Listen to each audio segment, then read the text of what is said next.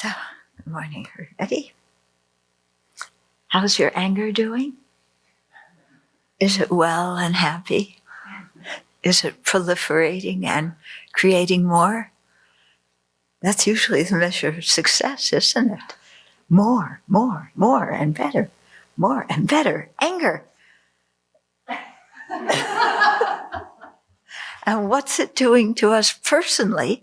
And what's it doing to us as a country when we have more and better anger?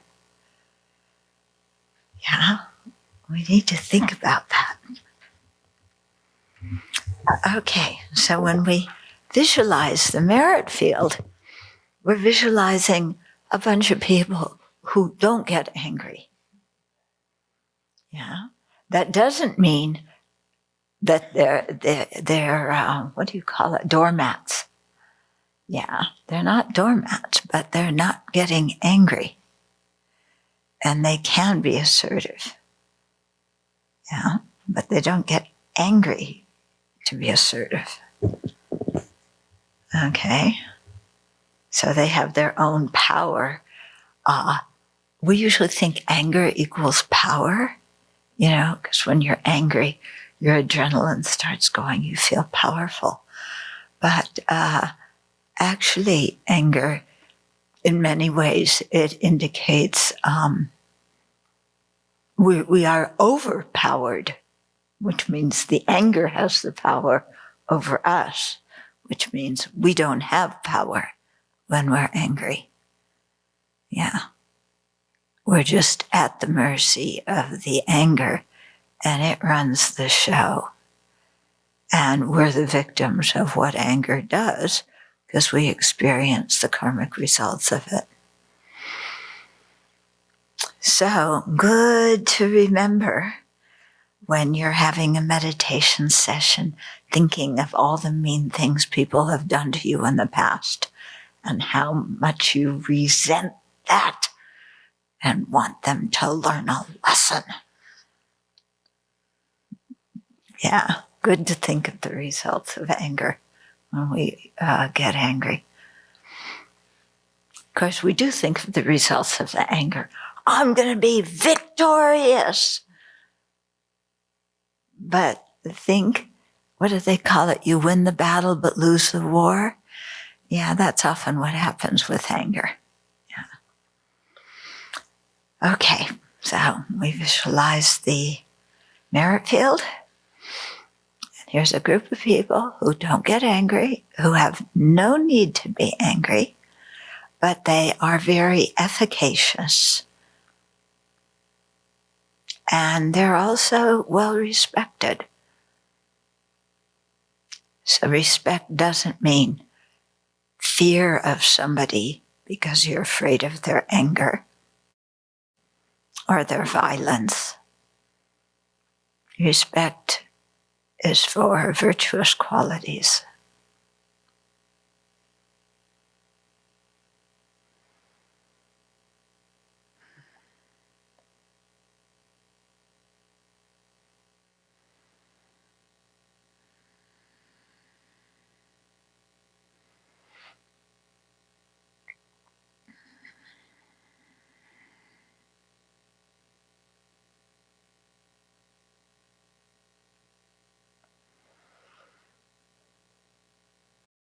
So compassion is the cause of bodhicitta.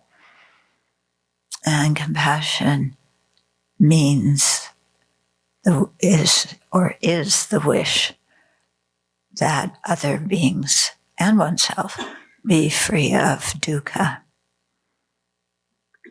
So spend a moment and think of what kind of people or who you want to be free of dukkha and what kind of dukkha you want them to be free of. Think about here specifically the 3 types of dukkha.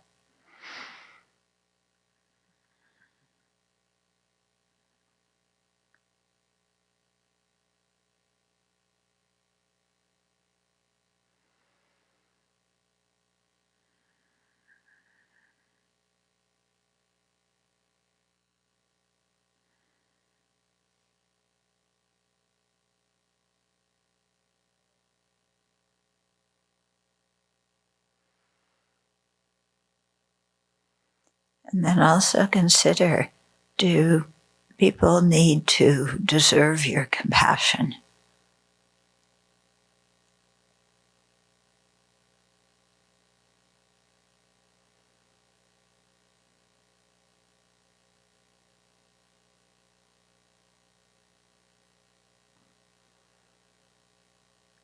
So what about people who harm you, or people who don't take care of themselves?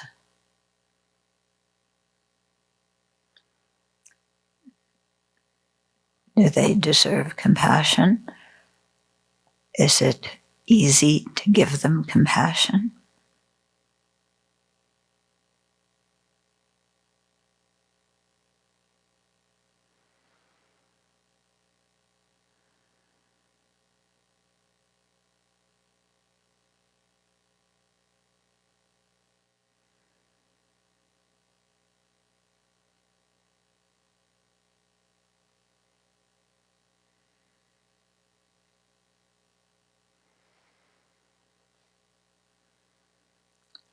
So even though we may not know clearly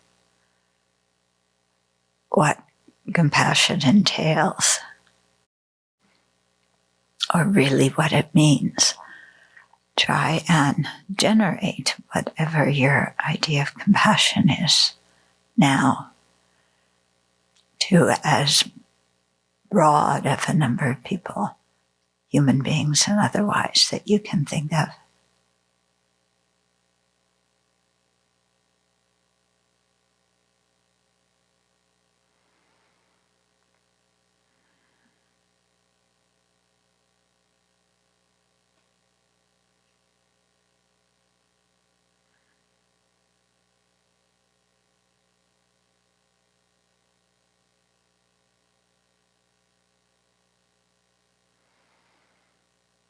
And then let that compassion spur bodhicitta, so that we'll become a Buddha able to fulfill that aspiration to remove others from dukkha.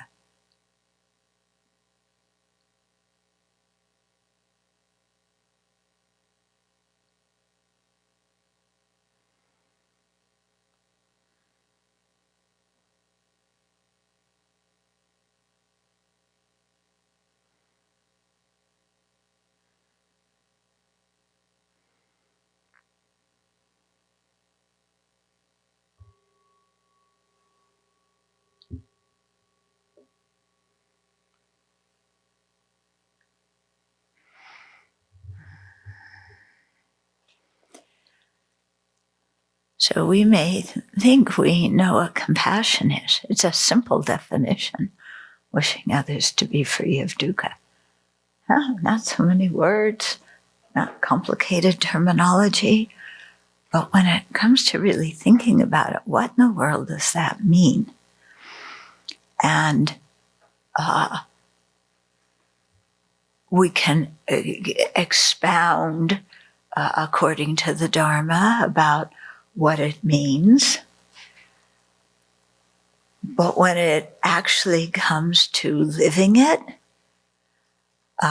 everything we have expounded is not necessarily helpful or clear, about what it actually means to be compassionate to somebody. Okay? So what, just to give you some things I was thinking about here, is if we think about, okay, people, let's say, who are impoverished, when we sit down and think about them, that's one of the easiest groups of people to have compassion for. If you're doing Tonglen, you send out everything to everybody who wants any kind of material object. You give them money and washing machines and carpet that doesn't show the dirt, and everything that they possibly want. And it's wonderful. You feel so good when you do that meditation. Okay? And then you get up from the meditation, and then, there's a discussion about social welfare projects and people getting food stamps, or people, families getting supplementary income for children, and even about the economic bonus that everybody got last year. Should it go to everybody or just the people who really, really need it? Yeah. So, because our compassion is based on equanimity, equal feeling towards everybody. So does that mean equal? So, everybody gets the same amount of money when they distribute it, even if some people already have, so much money they don't know what to do with it. Yeah. And also, there's this interesting thing in America, which is predominantly a Protestant Christian country. And, so that from the Christian side, there's the idea of, helping the stranger, helping the immigrant, helping the poor. There's very much a social consciousness in Christianity as it's taught. And then there's the American way of thinking of you've got to pull yourself up by your own bootstraps, and you have to deserve it. Yeah, you have to deserve the help. Okay, so what that turns out to be is if you are poor, you deserve to get some income from the government by working. But then if you're working, you don't necessarily need so much income from the government. And what about the people who can't work? Yeah.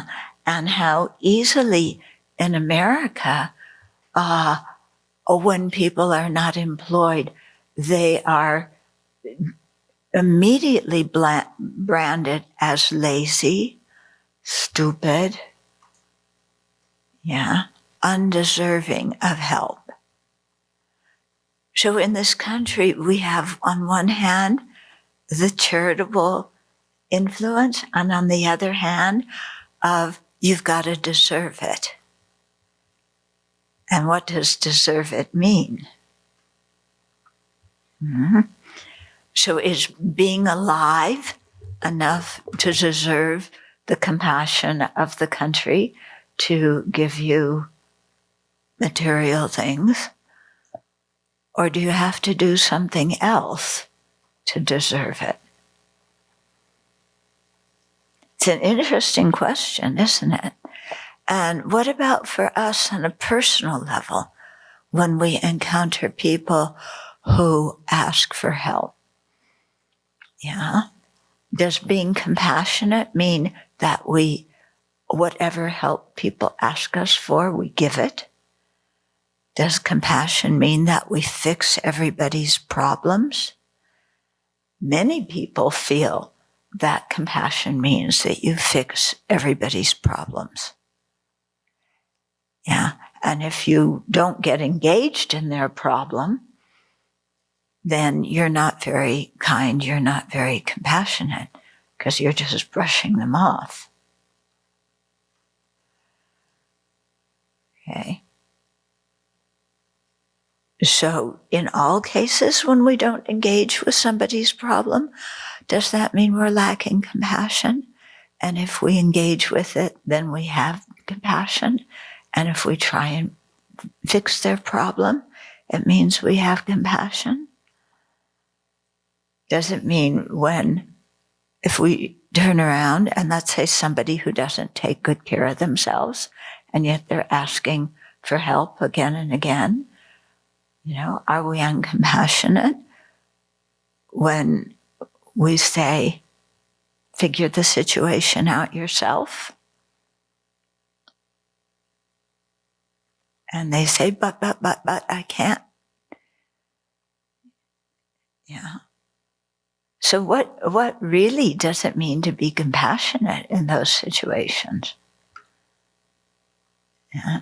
Now, if you have a child and your child is saying, oh, I want to do this and I need your help, and the child has some potential, but maybe hasn't done that, and you say no, and your child wails, you're such a mean parent, you won't help me. Are you being mean? Or should you help the child in whatever problem they find themselves in? Even when they're 40 years old and they're still living at home. Yeah?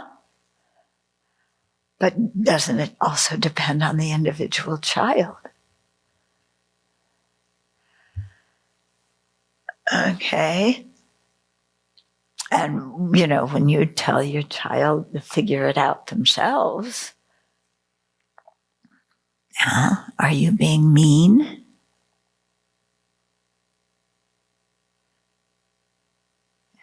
When we have a Dharma question and we raise our hand, and, like I do a lot, and I'm waiting for the teacher to tell me the answer. Yeah. And they say, look it up. You're mean. It's so much, you know the answer. It's so much easier. Just tell me the answer already. Yeah? Of course, you don't say that. But why should I look it up when you know? Just tell me. I thought you're supposed to be compassionate to your students. I'm one of your students. My hand's always going up.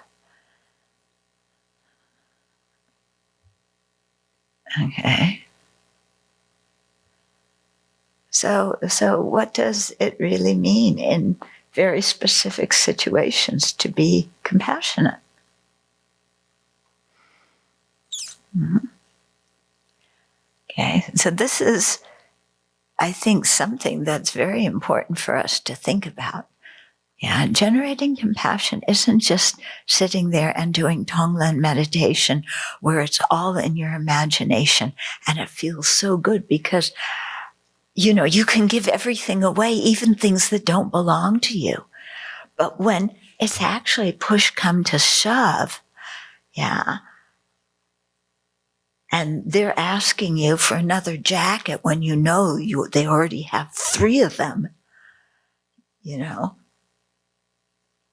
then do you say yes? Do you say no?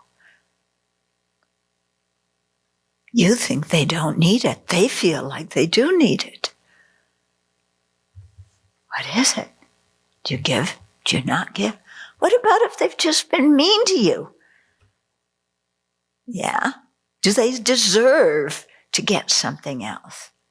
Shouldn't they have to change their behavior?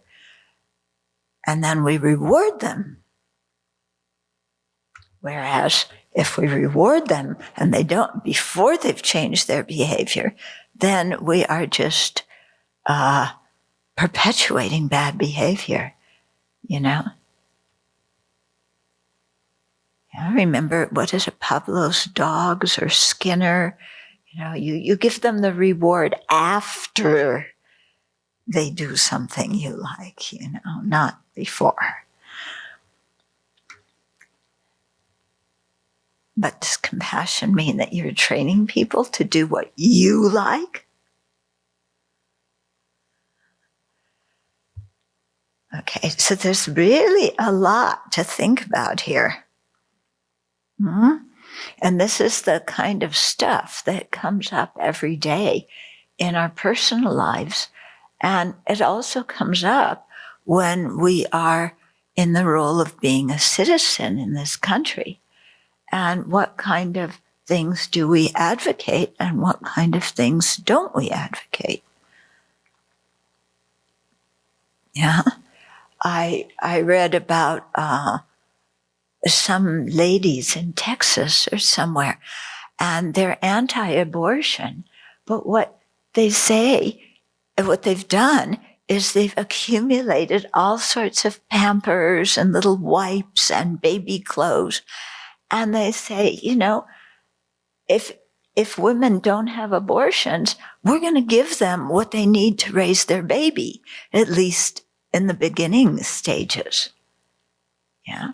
Whereas very often in the government, yeah, if you have babies and you're not working and you're a single mom, they don't want to give you anything. So you're supposed to have the baby, but then they don't want to give you food for the baby, diapers for the baby, or even give the baby an education, because that costs money for the taxpayers. Yeah. And yet we are compassionate, a supposedly compassionate country. Yeah. So I thought, oh, you know, what these ladies in Texas were doing was really good. Yeah? I mean, doing something actively to help new mothers who can't afford. Yeah. Babies are expensive. Yeah. Yeah. Did you ever think that you were expensive for your parents?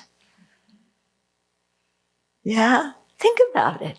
How much money our parents had to spend to raise us, and how hard they had to work to get that money to raise us. Did we ever think about that when we were little? I never did. I just said, I want more. I want better. You know, so-and-so has it. Why can't I have it? Yeah. Okay. So spend some time on the cushion, thinking about this and thinking of specific situations that you've encountered, and really reflect, what does compassion mean? Does somebody have to be deserving of compassion? Do they have to reciprocate with something? Yeah. What if people take advantage of your compassion? Father, what's his name? The one who worked in Los Angeles. It starts with a B. Boyle?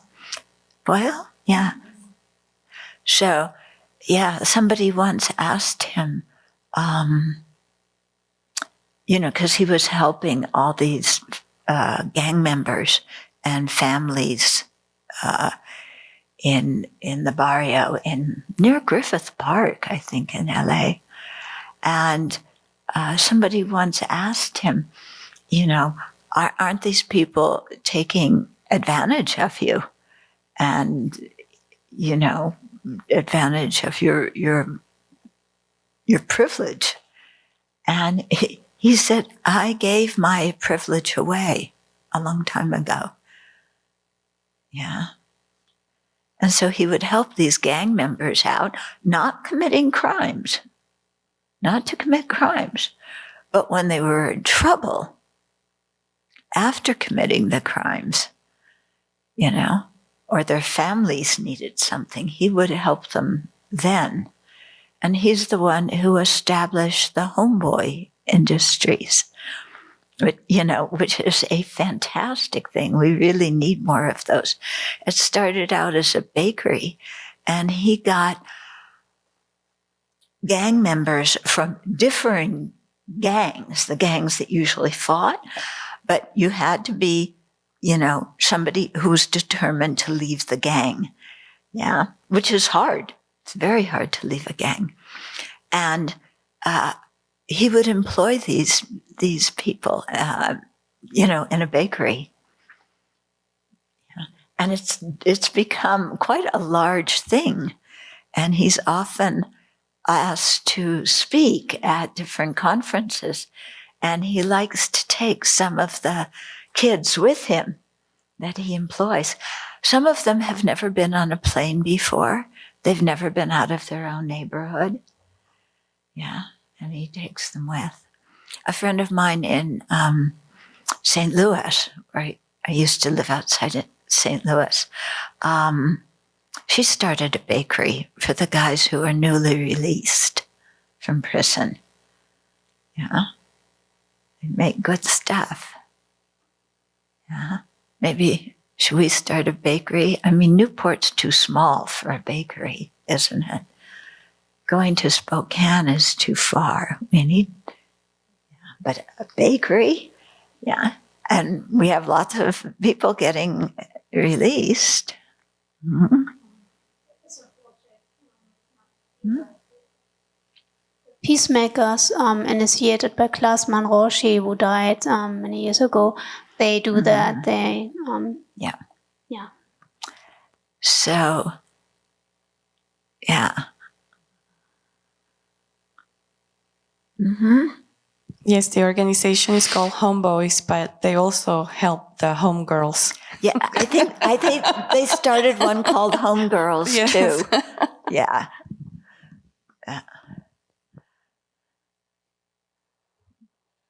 But it's interesting because usually the boys are the ones, if you look at prison populations, overwhelmingly male. Yeah.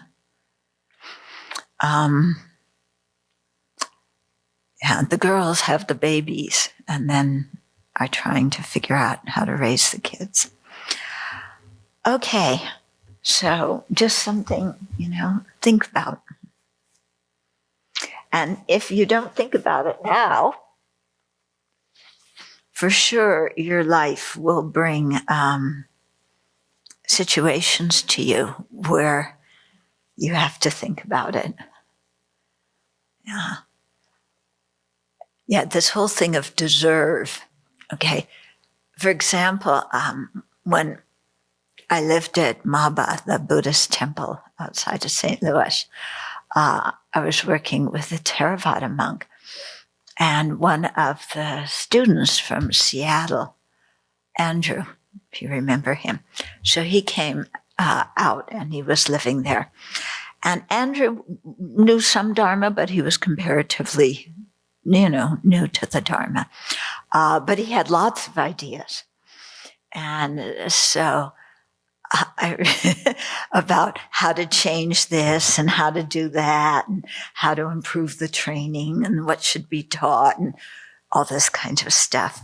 And I remember Santikaro saying to him one day, when you come into a monastic environment, you have to, to give your opinion, you have to, how did he incorporate the word deserve? Like you have to, deserve to have your opinion matter. Yeah. And, I've always thought deserve, but in that in situation, there's something about the word deserve that I don't, is a little bit uncomfortable for me.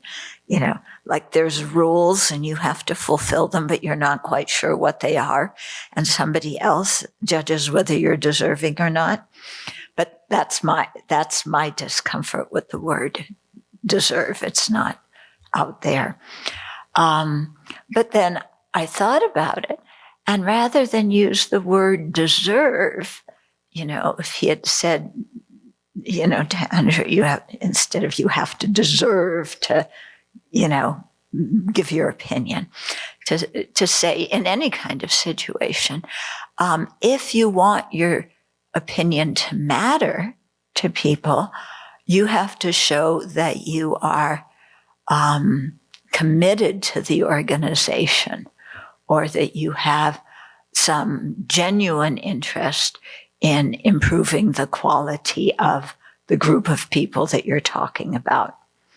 Okay. So rather than using the word deserve, the fact that we have to show that somehow we're actually involved, that we're not simply an opinion factory,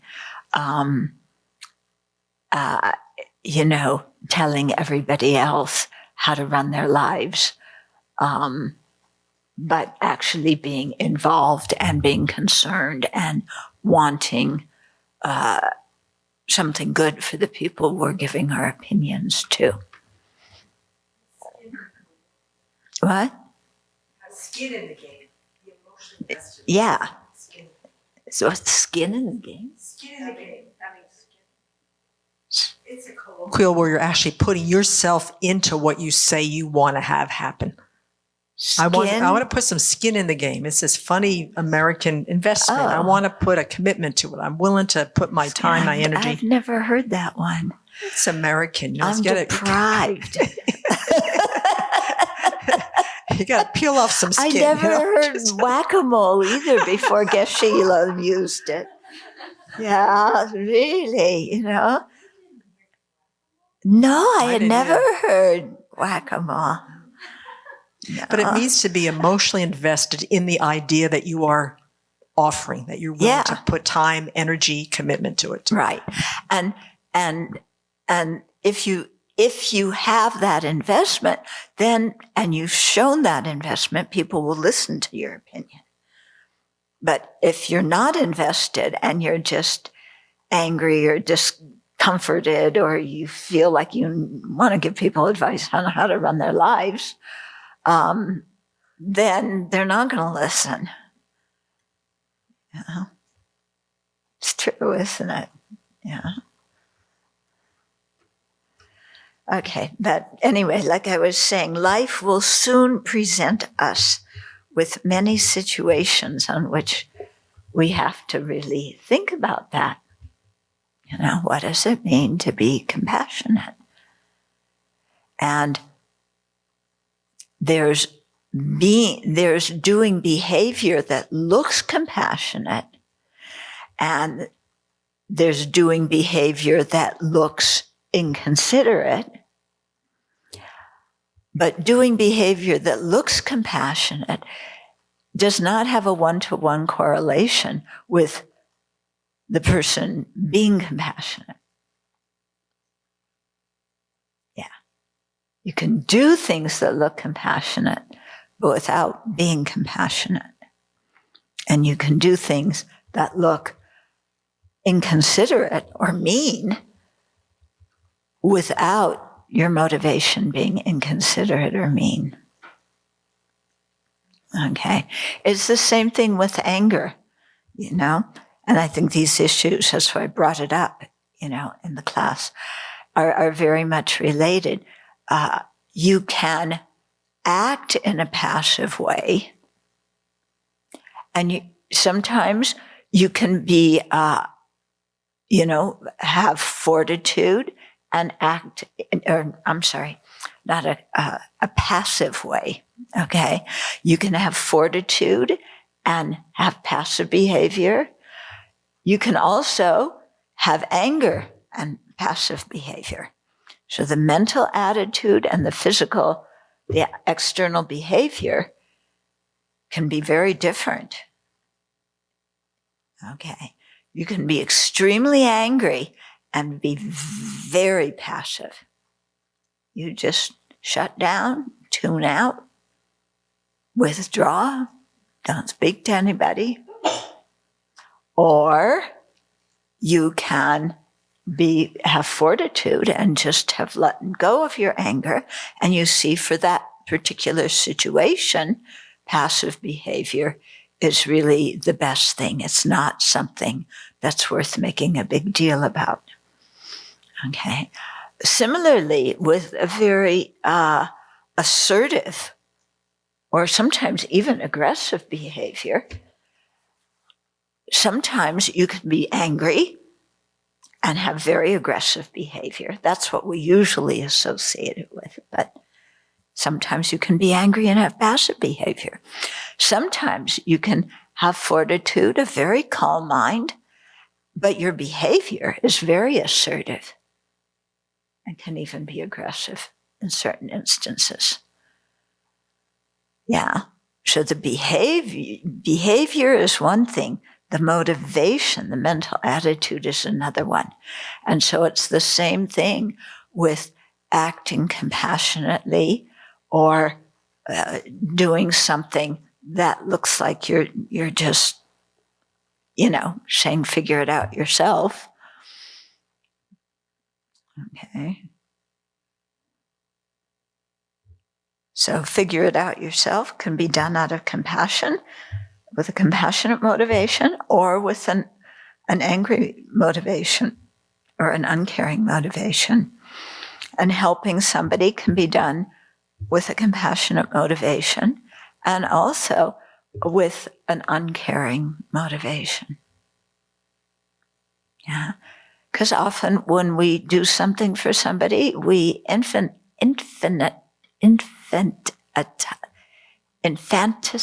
No, we keep them as infants.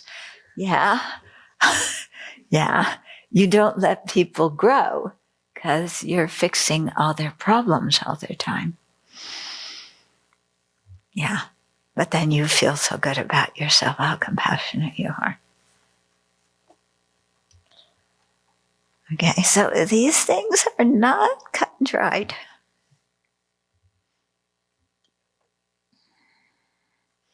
And so we blunder through life trying to figure it out, and by trial and error, always checking our own motivation, always checking the results of our actions, and realizing that since we do not know people's karma and we cannot read their minds, there's no proven way as ordinary sentient beings to come up with the one right way of doing something. Okay, so we left off at 117 last time. Yeah. So let's go back to 116 and review that. So therefore, sentient beings are asserted to be equal in the share that they have in establishing Buddha qualities. Okay, why are they equal in establishing Buddha qualities?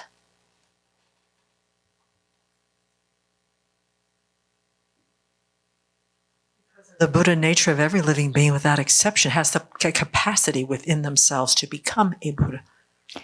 No, but this is talking in terms of us establishing our Buddha qualities. Okay, therefore they are asserted to be equal in the share that they have in establishing our Buddha qualities, helping us on the path. So what does that mean? Yeah?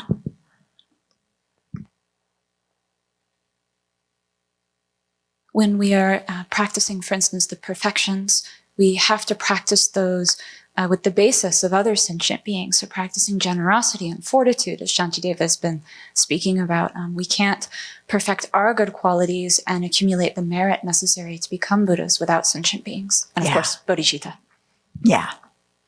Okay, so we need the objects with which we, they're the objects with which we practice generosity, ethical conduct, fortitude, compassion, all these things. Okay. Yet, none of them are equal in good qualities with the Buddhas who are boundless oceans of excellence. Okay, so they're sentient beings are equal to the Buddhas in terms of how they provide us the opportunity to create merit, but they aren't equal to the Buddhas in terms of their good qualities themselves. Okay, because sentient beings are overwhelmed by afflictions. Yeah, so they have some good qualities, but the Buddhas have more. I mean, that's why we revere the Buddhas, isn't it? Okay. But like I mentioned last time, when we have problems, who do we go to for help? Do we go read a Dharma book? Or do we go to our friends who are likely to be on our side?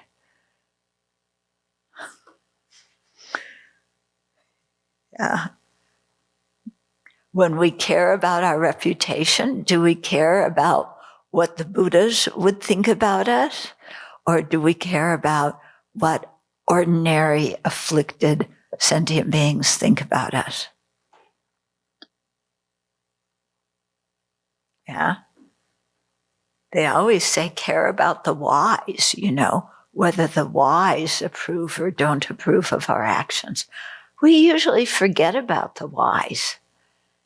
We just think about, who, I don't care who's wise or not. It's whoever will approve of what I want to do is my friend, and therefore they must be wise. Okay.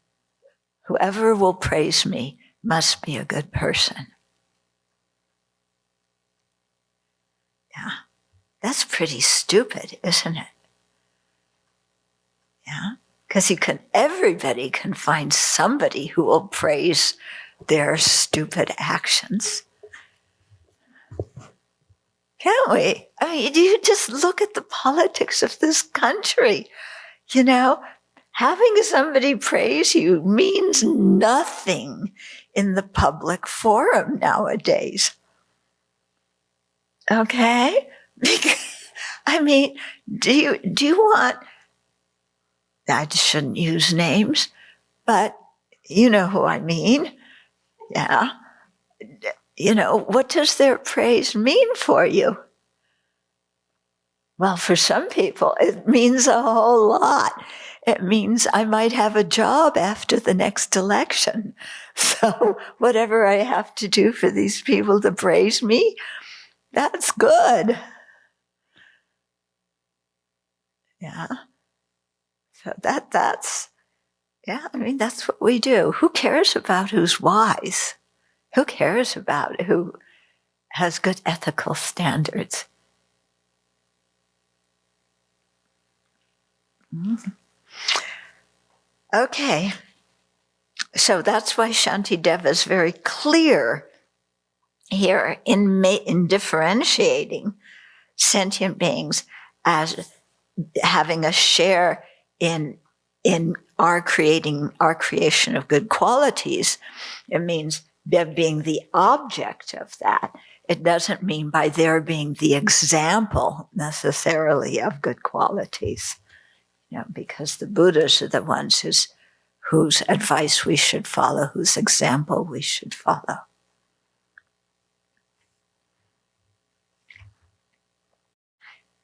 Okay, so 117. Even if the 3 realms were offered, it would be insufficient in paying veneration to those few beings in whom a mere share of the good qualities of the unique assemblage of excellence appear. Okay, so even there's beings who have just a small portion of the good qualities of the Buddha.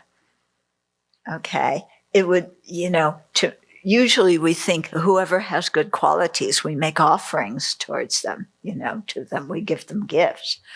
But even somebody who has just a fraction of the good qualities of a Buddha, even if we offered all the 3 realms of samsara, it would be insufficient to really show our respect and veneration for people who have just a portion of those good qualities. Okay. Thus, since sentient beings have a share in giving rise to the supreme Buddha qualities, surely it is correct to venerate them, as they are similar in merely this respect. Okay? So if it makes sense to venerate those who have a share of the Buddha's qualities, well, in the sense of sentient beings providing an opportunity for us to create merit, they have a share of the Buddha's qualities. And so thus it's correct for us to benefit them, even if they only resemble the Buddhas in terms of that respect of giving us the circumstances to create merit. Yeah, not necessarily in terms of, their realizations or their good qualities. 119, furthermore, what way is there to repay the Buddhas who grant immeasurable benefit and who befriend the world without pretension other than by pleasing sentient beings? Okay, so when we think of the kindness of the Buddha, and this is a meditation that we should really do, there's the meditation on the recollection of the Buddha, and there we often think of the Buddha's good qualities, but thinking about the Buddha's kindness is a little bit different, because then we really have to think about how we directly benefit from the Buddha, okay? And it's very important, actually, to think about this, because otherwise we just say, oh, well, I prostrate to the Buddha because, that's what you're supposed to do. You come into a temple, what do? You prostrate to a Buddha. But why? Yeah. Oh, well, because they have good qualities. But then that's kind of putting it out there. If we really think about how we particularly have benefited from the Buddha's actions, then that's a whole different ballgame. Okay, so how have you benefited from the Buddha? He said they grant immeasurable benefit. Oh, what benefit have you received? Yeah. Oh, maybe you get the pear tomorrow that belonged to the Buddha, and somebody gives you it afterwards. Is that how you benefit from the Buddha? Well, then maybe the guy at the grocery store. Yeah. How do you benefit? I think the biggest thing is learning how I behave ethically or not then leads to happiness or not. That's kind of the big one. Because before I stumbled upon Buddhism, I had no clue about that. About virtuous actions being the cause of happiness. Yeah, that just wasn't in my frame. Yeah. So the mind training teachings have been very helpful for my mind. And if I look at my life before I met Buddhism and now, it's just totally different. And how much more happiness and contentment, and how much my mind has changed since for the better. More peace, more joy, more clarity. Can you be more specific about that? How your mind has changed? What's changed that's brought you more clarity and more joy? Yeah.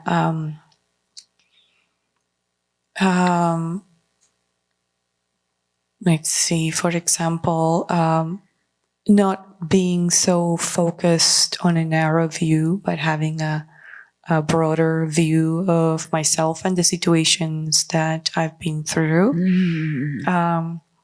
To know how to transform any situation or any feeling or any mental obstacle into something that is actually going to bring me peace and happiness, is how to work with my mind so that I can stop creating mental misery and instead create mental happiness. And also how to work skillfully with others, how to skillfully look at what others do and how they do it, and see beyond what is just in front of my face. Yeah, good.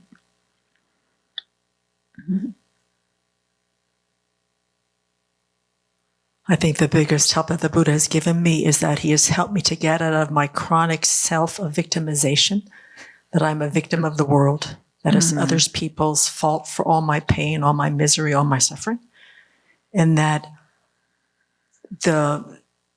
beginning to understand that I am the director of my own life, and that karma does function. And I've seen when I start behaving that it comes around in a different way.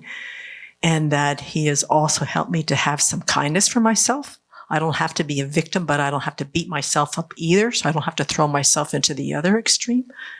So he has helped me to earn my own self-respect, my own kindness toward myself and compassion toward myself. And in response to that, giving people the respect and the care that they deserve. So it's kind of coming around to where I can do that a little bit more than I ever could before. How about some of the people in the back, the last two rows? Some of the people who aren't wearing robes. So what came to mind for me is how the teachings of the Buddha have allowed the struggles and pain, that physical pain I was having during retreat, how those teachings have transformed so much of that to me into something that good has come out of, even though I still have some discomfort. My mind is dealing with it in a different way. The teachings on impermanence and emptiness or compassion or Tonglen, I mean, there are more than you can even have time to apply. And so knowing that and figuring out that there's that much power to those teachings has really shifted my perspective in an experiential way rather than an intellectual way, which is what a lot of those teachings were before.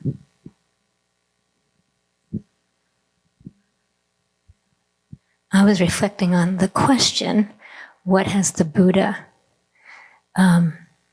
So when I was thinking about that, I was thinking that it has provided a safe direction, that there's like the GPS is set now. It's like there's a direction in which to go. There's a safe harbor. When the mind or situations become confusing and it's hard to have discernment, I can now recall, take refuge in that moment. And so that's how I feel the blessings of the Buddha have helped. What does take refuge in that moment mean? What do you do? What I do in that moment, when I take refuge, when I'm feeling all kinds of things are happening, I just visualize. I actually visualize the holy beings.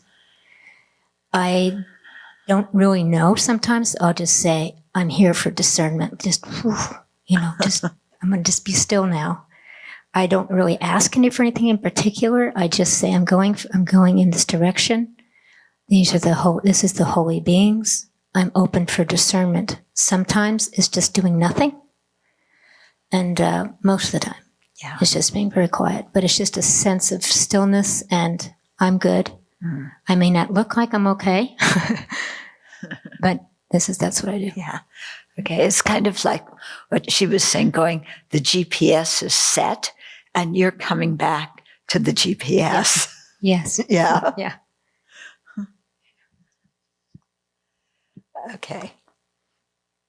So furthermore, what way is there to repay the Buddhas who grant immeasurable benefit? Okay, it's to really think, what is the benefit the Buddhas have given us? I'm giving you a lot of meditation topics. Yeah. So, and you're doing retreat. So these are things to think about during retreat. Yeah. Because during retreat, you have the time to sit and think about these things. Yeah.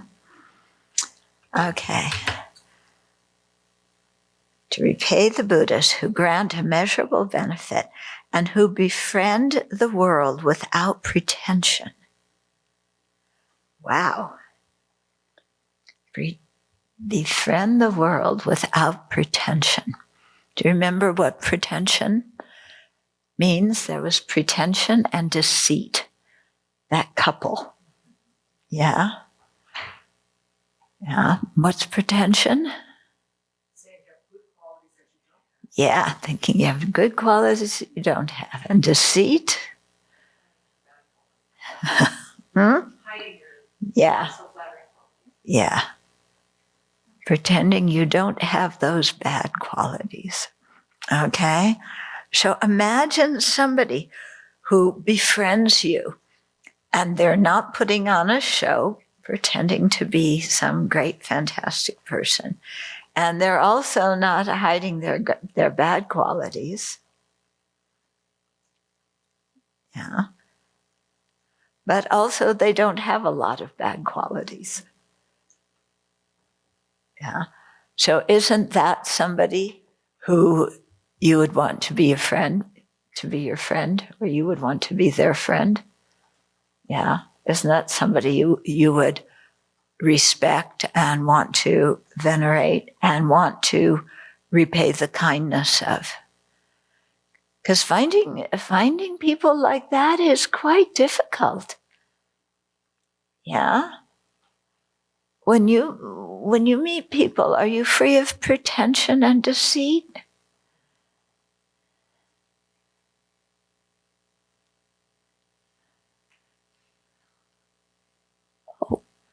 No, two people say no, and the rest of you have pretension and deceit, because you're not being very honest at this moment. Okay? Yeah, I mean, when we meet people, what's the thing we want to do? We want to create a good impression. Yeah. When you're going on a job, for a job interview, yeah, that's the essence of a job interview. How to pretend you have knowledge and qualities that you don't, and how to hide all your deficiencies. Yeah, because that's the way you get a job. And if you're going on like a dating app, yeah, or even not a dating app, just you meet somebody, what do you try and do? Yeah, it's so different than just meeting friends. It's you gotta put on the show. You're selling yourself to somebody, aren't you? Trying to make a good impression on somebody so they'll be attracted to you. So you pretend to be all these things that you aren't. Yeah, and you hide everything that, is not so flattering in terms of what you share and say to that person, but also in terms of how you act. Yeah, when you're in the courting stage, everybody's so nice. Yeah? And then what do they say? When the honeymoon is over, then you are just how you always are. Yeah. And yeah. So are we very truthful when we meet people? Or how much do, even you go into a Buddhist environment. Yeah. Oh, I'm a great practitioner. I've taken this initiation and that initiation. I've done this retreat and that retreat. I know this. I know that. Yeah. Yeah. And I know all these teachers, and then you pull out your pictures with all your teachers, with you standing next to them, of course. Yeah. And you drop a few more names. Yeah. It's the same thing we do in Buddhism. Yeah. Go into the Dharma Center like that. We don't tell everybody how difficult we are to live with. Yeah. Hi, I want to join the Abbey. And do you know, I want to sleep until 8 o'clock. I want to eat sweets all the time. I want lunch to be at 1 o'clock, breakfast in bed, and, and coffee. Coffee. Yeah. I need some coffee. And, medical marijuana, what do you guys have against that? And what's this offering service bit? People should offer service to me. Okay. So, we're not very truthful coming into a monastery or a temple, are we? Yeah. We think that because we, bring a few fruits or chocolate to put on the altar, that then, we are privileged guests. Yeah. What do the people say here? They say, when you first come to the Abbey, everybody's so nice to you, especially the teacher. They give you so much attention. Once you ordain, they don't pay attention to you anymore. Yeah, except to complain about you. That's the attention you get. Yeah, and point out your faults and say, why did you do this? Or why haven't you done that? And you go, what happened? They were so nice when I came. Well, you were so nice when you first came.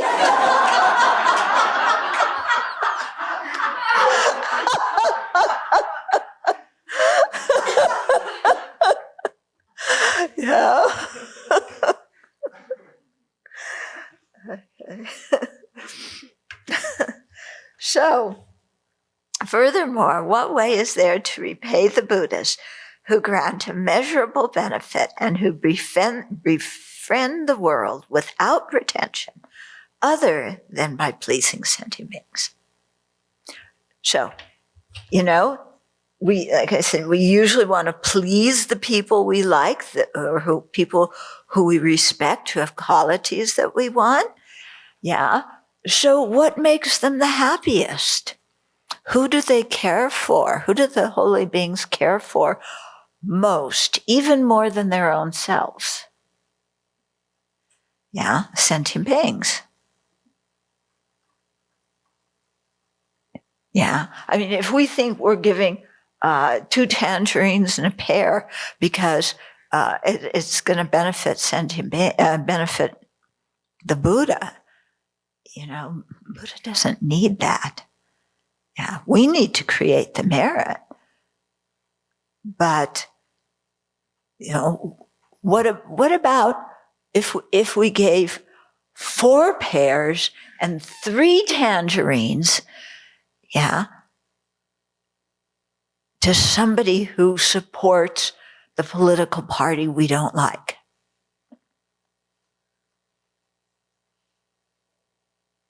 Yeah.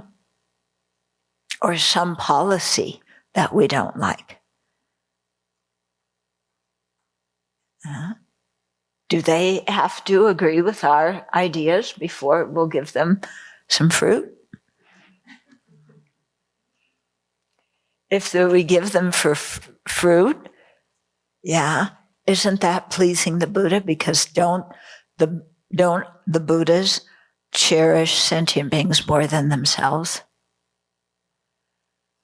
So that guy who wants to open carry his AK-47 or AR-15, the Buddha cherishes more than himself. Yeah?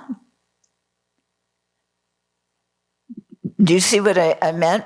Like, it's one thing to think, oh, yes, I have so much compassion for people. And it's another thing to think of specific people.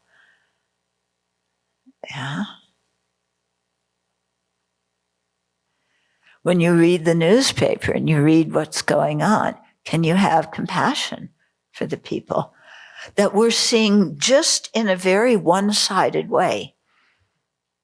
Yeah, because usually to be fit to be written up in the newspaper, either you do something wrong or somebody doesn't like you and they're complaining about you.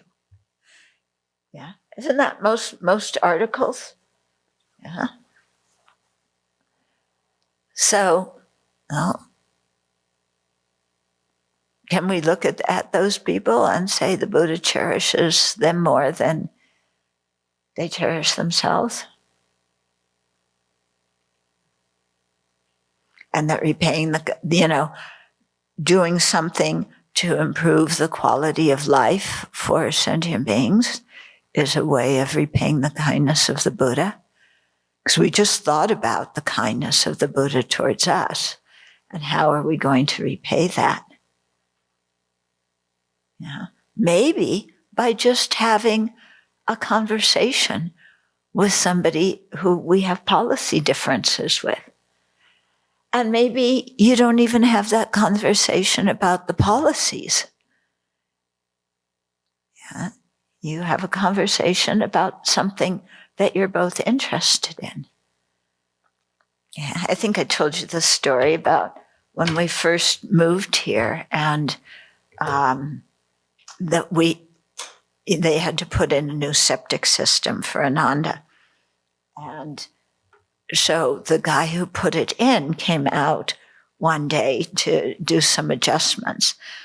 So this is when me and the 2 cats were living here.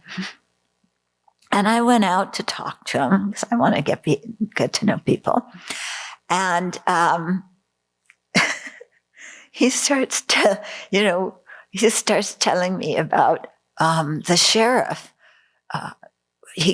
What was it? His dogs were making too much noise.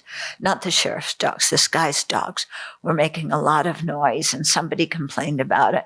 And so the sheriff came up to just talk to him about, kind of getting things calmer, And he told me, I took out my gun and I told the sheriff that he better get off my property as soon as he can.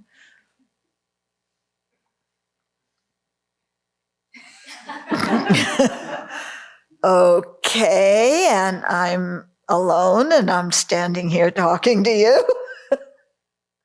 It's like, oh, I've never met anybody that I knew that said that to law enforcement before and lived to show it. Yeah. And then I didn't leave, we kept talking and we talked and we finally got around to the conversation a little bit about the school system. And he is very involved in his kids' education. And, if he doesn't want his kid to play hooky, he doesn't want his kid messing off. He wants his kid to go to school and to behave well in school. And I thought, wow, how fantastic is that? To have a parent who is really interested in their kids' education, instead of seeing the school system as babysitters where they can, put their kids so they can do something else. Yeah. And so I really respected him for that. Mm-hmm. Yeah. When, back in, what year was this? 1982, Lama Yeshe had the Enlightenment Experience celebration, in India. And he wanted, kind of all of us students who could possibly go to go. So I went, and I gave myself the assignment that I was going to talk to everybody in that group. There were well over 100 people sometime during those 3 months, and have a good conversation with everyone. So there was this one person who, I had I can't remember what we even talked about, but we found something, that we had a common interest in, and we talked about. And then by the end of the program, we had discovered that he was what do you call the people who open their trousers and show themselves. Exhibitionist, yeah. So we found out that he was doing that with some Tibetan nuns. Yeah. But yet I had a really good conversation with him, not about exhibition, but about something else. In other words, that every person, they have multiple sides to them. They are not just a one-sided thing. Yeah. One of the guys I write to, who's imprisoned, who I think is an incredibly good practitioner, is in for double murder, 2 life sentences. Yeah. But if he got out, I would have no qualms about him coming to the Abbey. No qualms at all. Yeah. So what I'm saying here is the Buddhas cherish other sentient beings more than themselves. Yeah. And what enables them to cherish other sentient beings more than themselves is that they have a really big mind and they see goodness in everybody, and they don't create one-sided stereotypes of individuals. Yeah. And they always, well, now that they're Buddhists, I don't know, but at least before Buddhahood, they would always contemplate the kindness of sentient beings.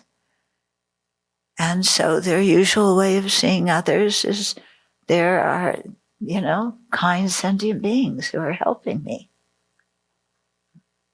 Yeah.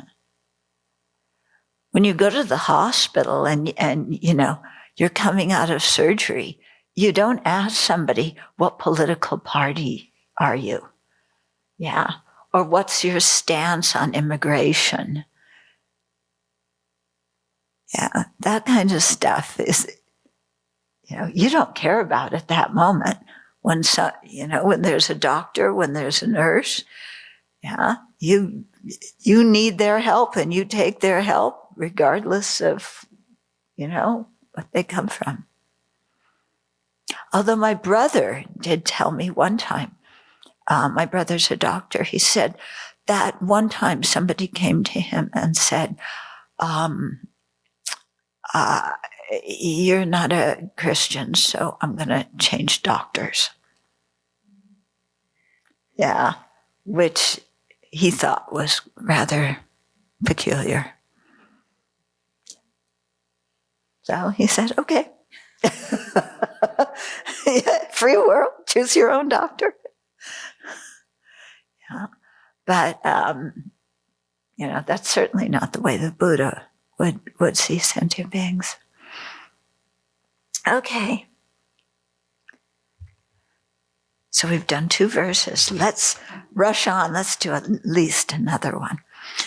Okay, therefore, since benefiting these beings will repay those who have given their bodies and entered the deepest hell for their sake, I shall behave impeccably in all that I do, even if these sentient beings cause me a great deal of harm.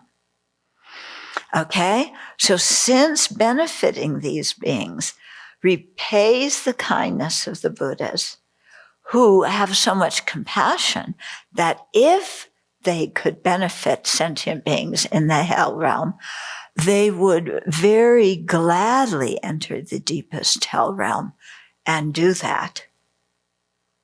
So to repay the kindness of those beings with that kind of compassion, then I shall take upon myself to behave impeccably in all that I do and not harm sentient beings and respect them.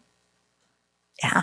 Respect them in terms of their being a cause for my awakening. Yeah. It doesn't mean respecting them for all that they, that they do.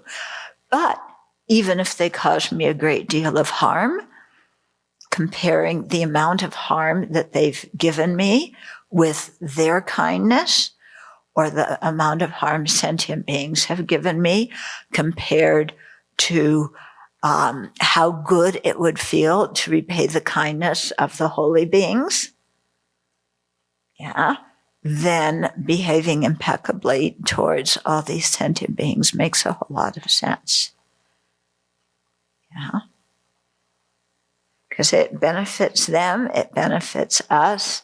It's an incredible way of repaying the kindness of the Buddha.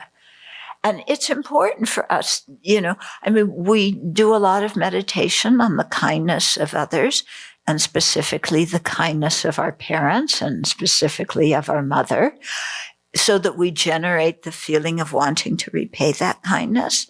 But when we think of the kindness of the Buddha, which we may not do so much, there isn't, a specific meditation in the outline, even though it should come under the recollection of the Buddha, to generate the feeling of the kindness of the Buddhas and Bodhisattvas and wanting to repay their kindness. Okay. When for their sake, those who are my lords, never mind that none of us like that word, Lord, but, when for their sake, those who are the Buddhas, or the holy beings, have no regard even for their own bodies, then why am I the fool so full of self-importance? Why do I not act like a servant towards them? Okay, so they're the holy beings who have no regards for their own body, who will enter the deepest hell or sacrifice their life, the story about the Buddha as a bodhisattva giving his body to the tiger mother, so she could feed her cubs. Okay, so beings who have no regard even for their own bodies, because they want to benefit other sentient beings so much. So if I compare myself to them, why am I so full of self-importance? Doesn't that question make you go, take a big gulp and go, like,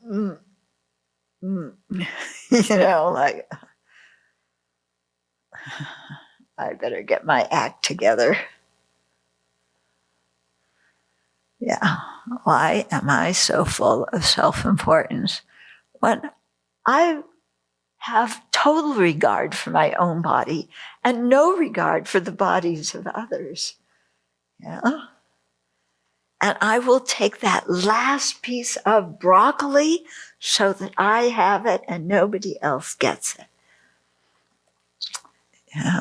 Or no, I won't take the last piece because then people will think that I'm really self-important. But I will take the next to the last piece and leave the last piece.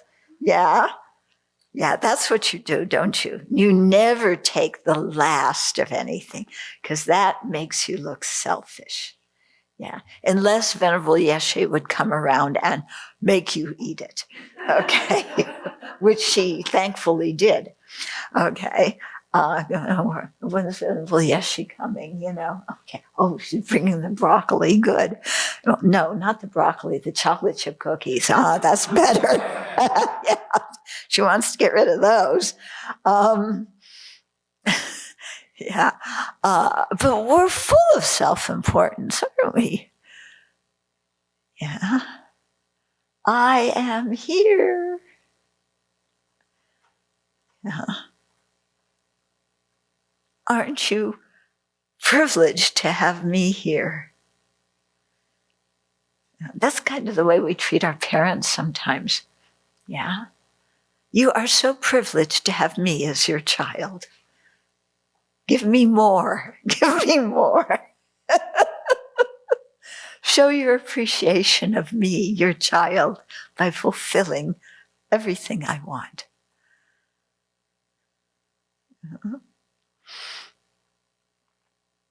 Yeah, I mean, as kids, very often that's what we thought our parents were for. Yeah. And when they didn't give us what we want, we said, I didn't ask to be born. You had me. So it's your duty to give me what I want. Yeah. Why am I so filled with self-importance? Okay. No, it's why am I the fool so full of self-importance? As if we didn't look foolish. We could hide our foolishness even while bragging about our self-importance. Why do I not act like a servant towards them? Yeah. So act as a servant towards the holy beings. Act as a servant towards the sentient beings. It comes to the same point. Yeah. Because who do the Buddhas cherish more? The sentient beings. Okay. So I just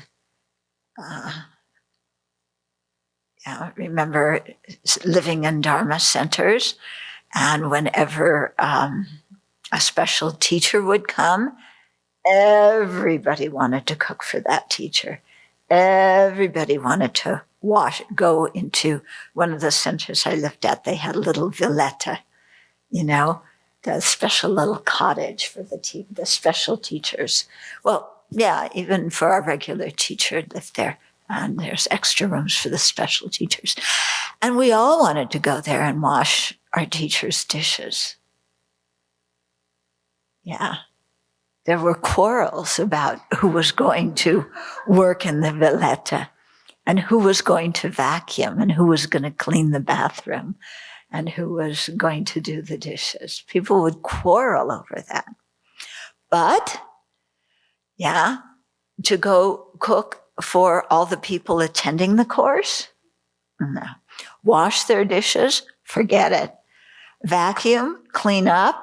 No one wanted to do that. Somebody else should do that. Okay? So that showed actually how immature we were in our Dharma practice. Yeah? We wanted to serve the holy beings and wanted other sentient beings to serve us. Yeah, without seeing that serving sentient beings is serving the Buddhas.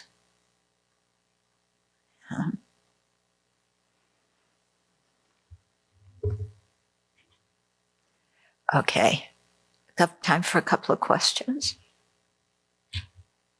Yeah.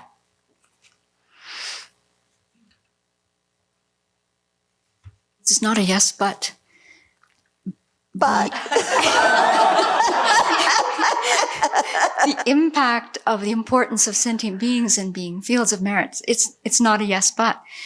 There's this passage in Samsara, Nirvana, and Buddha Nature that I'm having trouble understanding even more so now. And it's this passage where you and His Holiness write, in general, any action that is instigated by ignorance is the cause of samsara, even though the motivation may be virtuous, such as similitude of the determination to be free or the compassionate wish to help someone.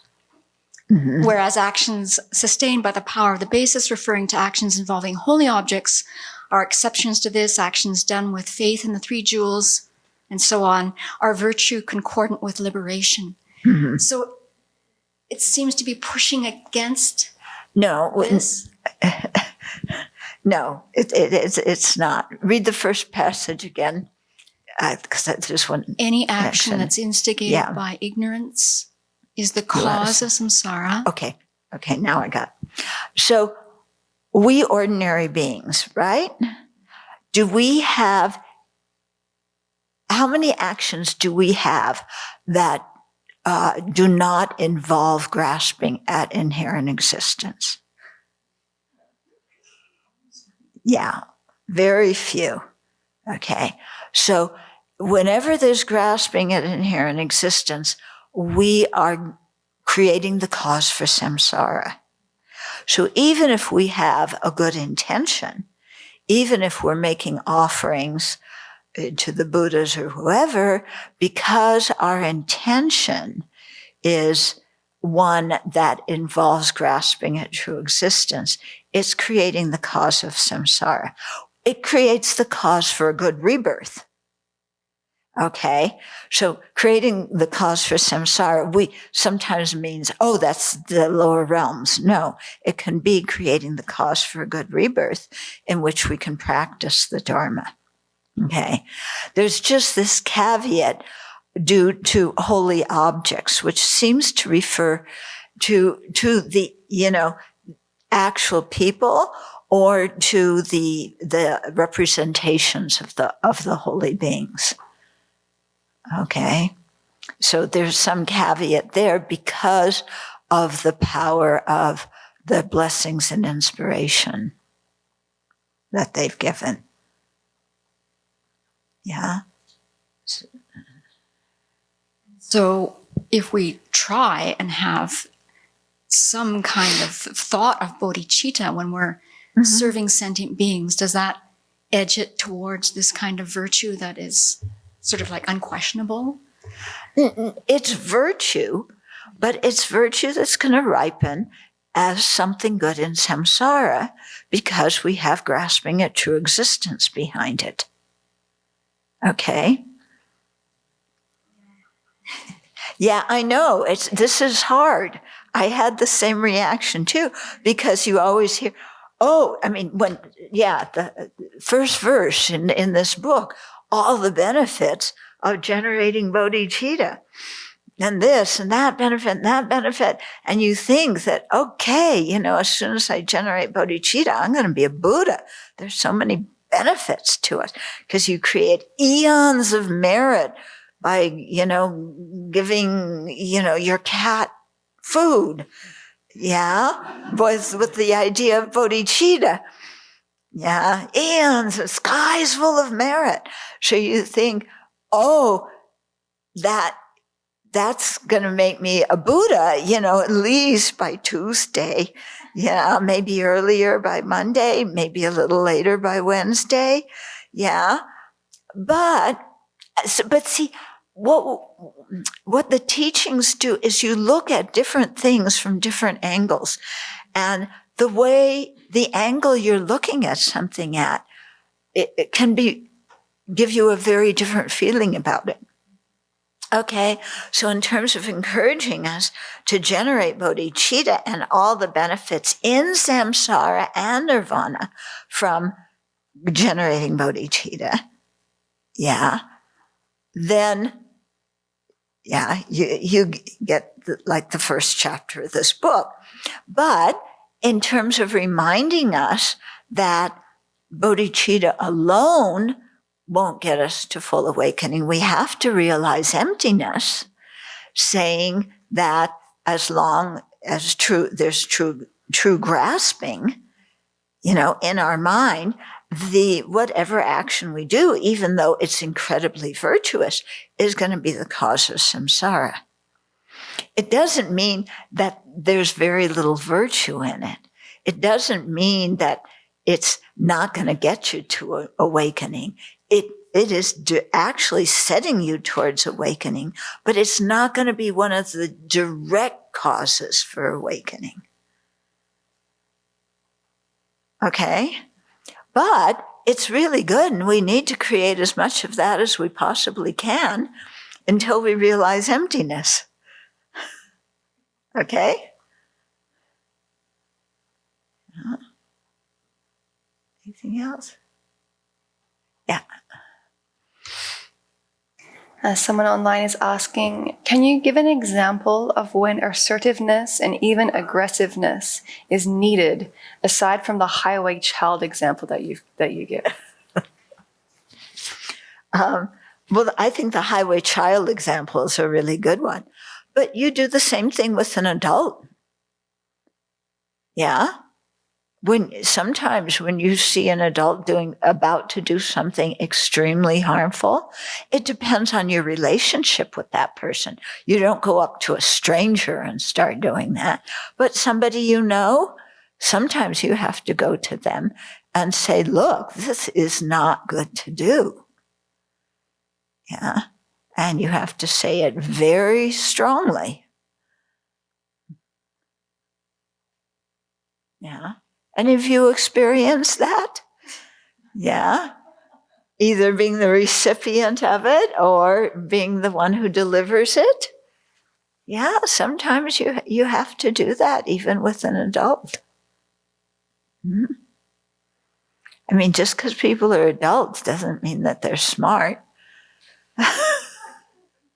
Yeah, does it? Okay.